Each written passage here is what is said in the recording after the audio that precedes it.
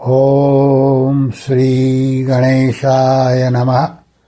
ओम श्री परमात्मने नमः। आप सभी साधकों को ये चैनल गीता प्रेम धारा में हार्दिक स्वागत है। आप सभी को सादर प्रणाम के साथ जय श्री कृष्ण। आप सबको एक निवेदन है कि हो सके तो ज़्यादा से ज़्यादा लोगों में वीडियो शेयर कीजिए, वीडियो को लाइक कीजिए और हमारे चैनल को सब्सक्राइब कीजिए। इससे हमें बहुत प्रोत्साहन मिलता है।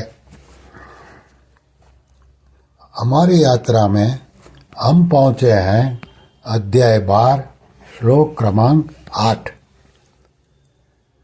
मय्येव मन आदत्स्व मयि बुद्धिं निवेशय निवेशिष्यसि मय्येव अत ऊर्ध्वं न संशयः।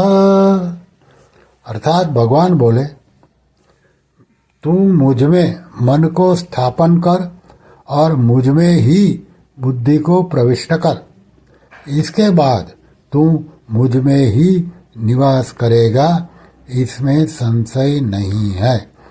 इसका विवेचन साधक संजीवनी आधारित स्वामी जी ने इस प्रकार समझाया है, बहुत अच्छा समझाया है।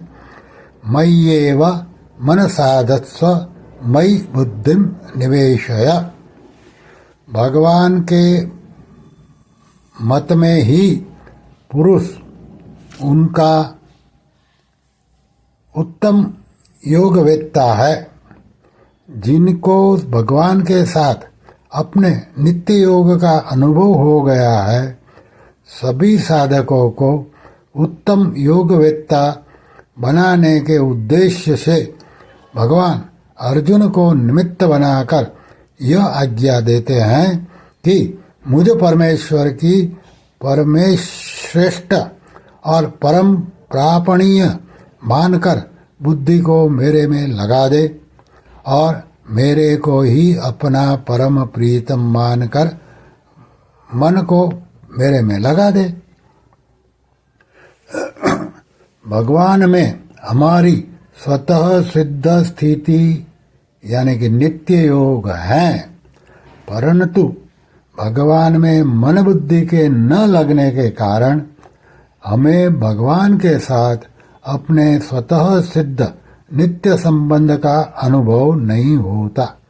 इसलिए भगवान कहते हैं कि मन बुद्धि को मेरे में लगा, फिर तू मेरे में ही निवास करेगा जो पहले से ही है।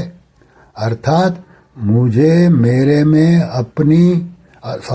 अर्थात तुझे मेरे में अपनी स्वतः सिद्ध स्थिति का अनुभव हो जाएगा।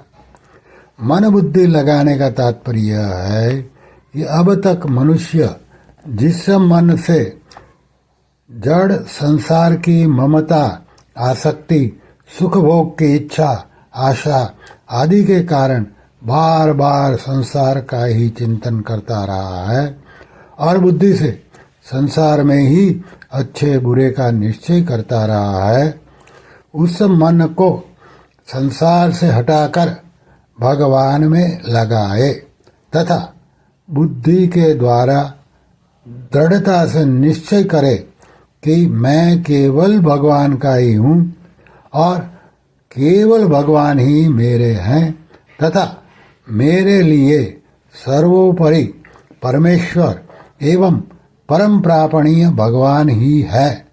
ऐसा दृढ़ निश्चय करने से संसार का चिंतन और संबंध महत्व समाप्त हो जाएगा और एक भगवान के साथ ही संबंध रह जाएगा। यही मन बुद्धि का भगवान में लगाना है। मन बुद्धि लगाने से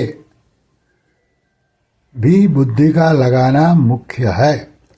किसी विषय में पहले बुद्धि का ही निश्चय होता है और फिर बुद्धि के उस निश्चय को मन स्वीकार कर लेता है।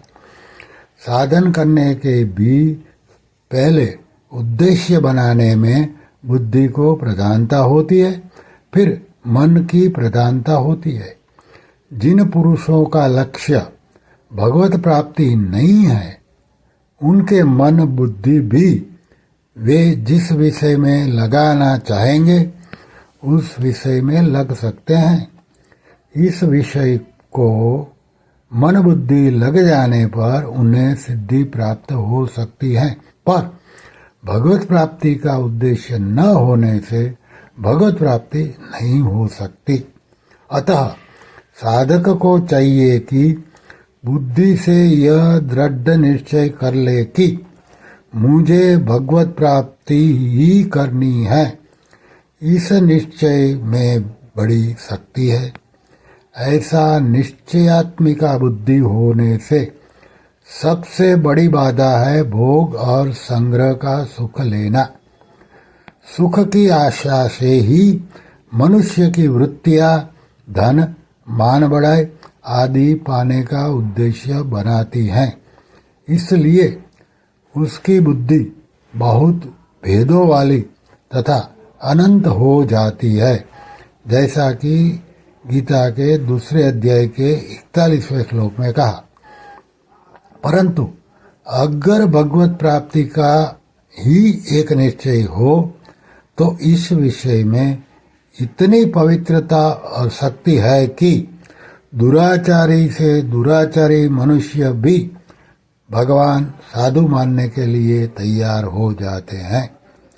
इस निश्चय मात्र के प्रभाव से वह शीघ्र ही धर्मात्मा हो जाता है और सदा रहने वाली परम शांति प्राप्त कर लेता है, जैसा कि गीता के 9वें अध्याय का 23वें श्लोक में कहा, मैं भगवान का ही हूँ और भगवान ही मेरे हैं। ऐसा निश्चय साधक की दृष्टि से बुद्धि में हुआ प्रतीत होता है, परंतु वास्तव में ऐसा नहीं है। बुद्धि में ऐसा निश्चय दिखने पर भी साधक को इस बात का पता नहीं होता कि वह स्वयं पहले से ही भगवान में स्थित है। वह चाहे इस बात को न भी जाने, पर वास्तविकता यही है। स्वयं भगवान में स्थित होने की पहचान यही है कि इस संबंध की कभी विस्मृति नहीं होती। अगर यह केवल बुद्धि की बात हो तो भूली भी जा सकते हैं, पर मैंपन की बात को साधक कभी नहीं भूलता। जैसे मैं विवाहित हूँ, यह मैंपन का निश्चय है, बुद्धि का नहीं। इसलिए मनुष्य इस बात को कभी नहीं भूलता। अगर कोई यह निश्चय कर ले कि मैं अमुक गुरु का शिष्य हूँ, तो इस संबंध के लिए कोई अभ्यास न करने पर भी यह निश्चय उसके भीतर अटल रहता है। स्मृति में तो स्मृति रहती ही है, विस्मृति में भी संबंध की स्मृतियां का अभाव नहीं होता, क्योंकि संबंध का निश्चय मैंपन में है।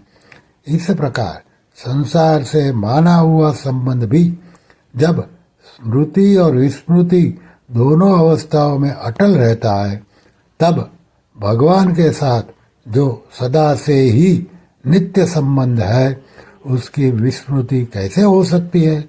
अतः मैं भगवान का ही हूँ और भगवान ही मेरे हैं। इस प्रकार मैंपन यानी कि स्वयं के भगवान में लग जाने से मन बुद्धि भी स्वतः भगवान में लग जाती है। मन बुद्धि में अंतःकरण चतुष्टय का अंतर्भाव है। मन के अंतर्गत चित्त का और बुद्धि के अंतर्गत अहंकार का अंतर्भाव है। मन बुद्धि भगवान में लगने से अहंकार का आधार स्वयं भगवान में लग जाएगा और परिणाम स्वरूप मैं भगवान का ही हूँ और भगवान ही मेरे हैं, ऐसा भाव हो जाएगा। इस भाव में निर्विकल्प स्थिति होने से मैंपन भगवान में लीन हो जाएगा।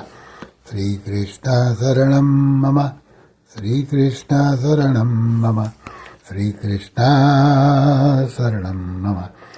ॐ श्रीकृष्णार्पणमस्तु।